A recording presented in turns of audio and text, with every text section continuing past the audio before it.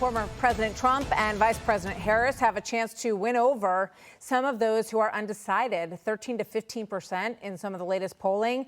Many of them were supporters of Nikki Haley, and this debate could sort of help decide who they will vote for. Haley was the last Republican to drop out of the primary and is now backing the former president, Donald Trump. So let's ask two of the people who supported her in the primaries what they will be wanting to hear tonight. Matthew Tsien is a registered Republican from Florida who created a pro-Haley Facebook group.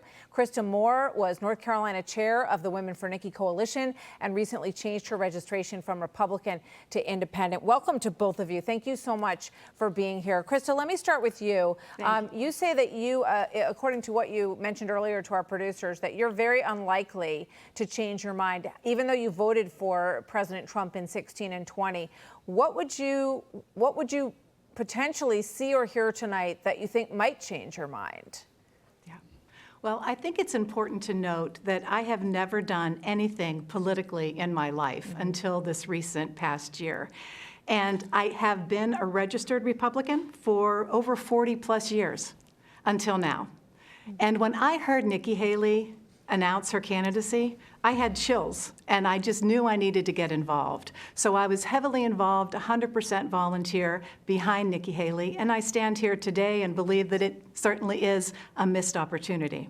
But I had a lot of experience working with the local GOP, and what I learned from that is I'd rather not be loyal to a party that I felt was obsessively loyal to an individual.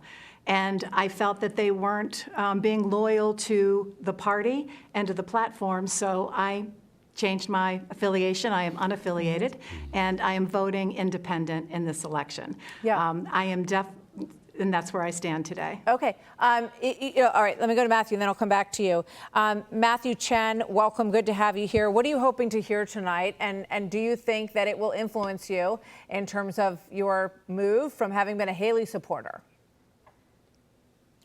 Well, if the president does well, and he doesn't attack Kamala Harris with gender and racial ridicule, if he acts intelligent and presidential, I think that's what we need. They need to focus on public policy, not these personal attacks. They're not helping. They're driving women away.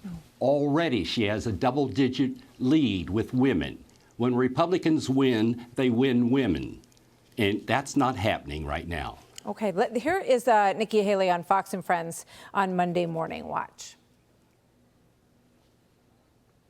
I've made it clear to him a couple of things. One, that he needs to go out and ask for the vote of conservative and moderate Republicans, suburban women, independents, conservative Democrats. This is going to be a tight election.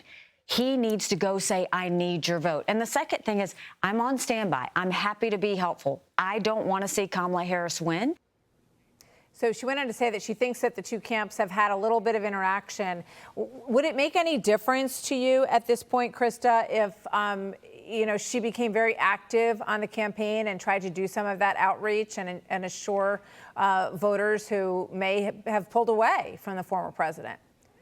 Absolutely. I definitely have the heart of a Republican, and I want to vote Republican. I will not be voting for Kamala Harris.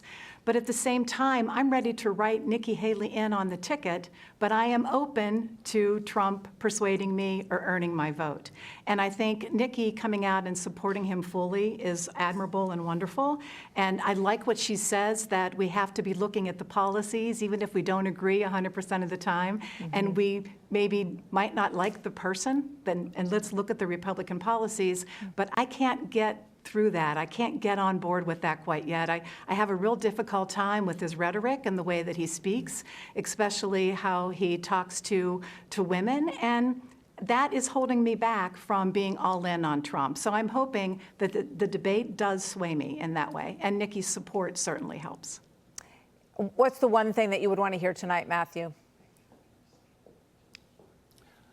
The one thing from who?